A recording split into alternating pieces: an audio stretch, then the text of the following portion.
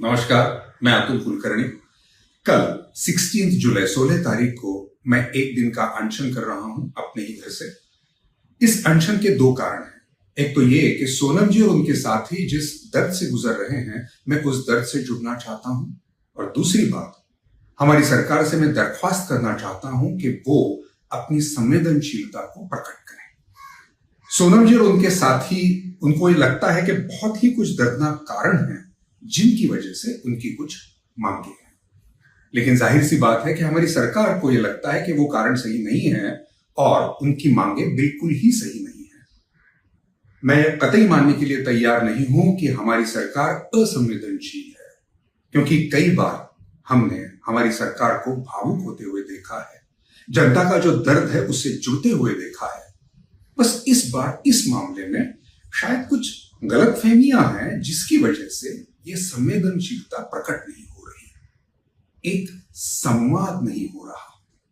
और मेरा सरकार से यह आग्रह है कि यह संवाद वो तुरंत शुरू कर दें।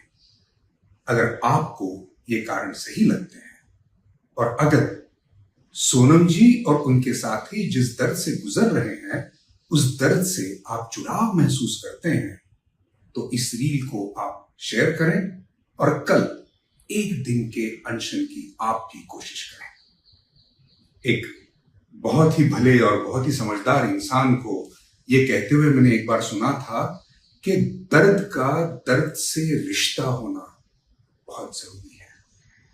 तो चलिए दर्द को दर्द से जोड़ते हैं, एक सिलसिला शुरू करते हैं, कल एक दिन के अनशन की कोशिश करते हैं।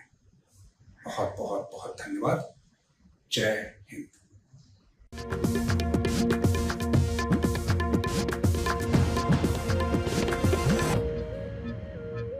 I've never given a statement out like this, but आज हम उससे रहा नहीं जा रहा। सोनम वांगचुक, हम सब इन्हें जानते हैं। हम जानते हैं कि इन्होंने हमारे देश के लिए क्या किया है, इनकी अचीवमेंट्स क्या है, इन्होंने कितने अवार्ड्स जीते हैं। आज वो 18 दिन से अनशन पर बैठे हैं, भूखे हैं, कुछ खाया नहीं है।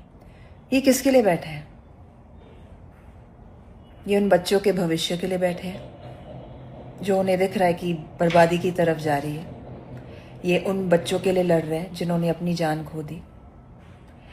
ये एक सिस्टम के खिलाफ लड़ रहे हैं जो सही तरीके से नहीं चल रहा।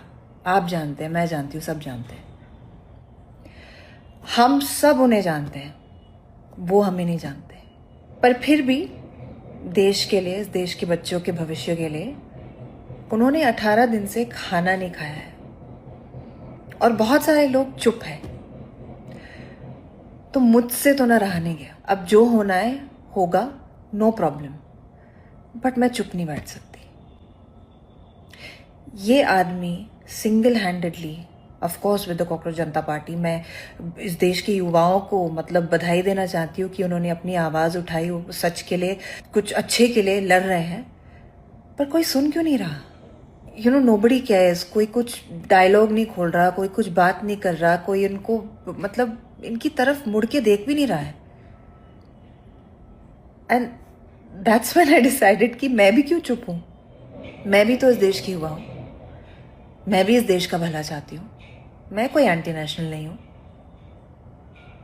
तो मैं क्यों चुप हूँ?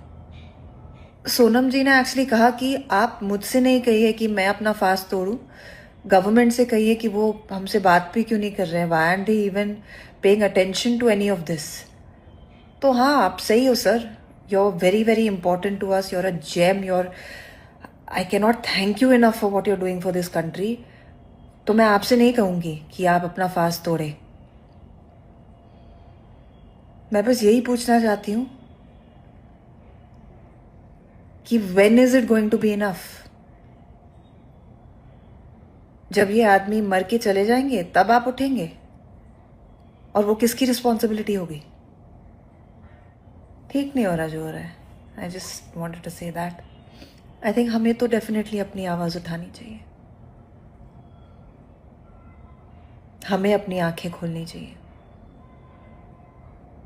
कोई और खोले ना खोले। जय हिंद।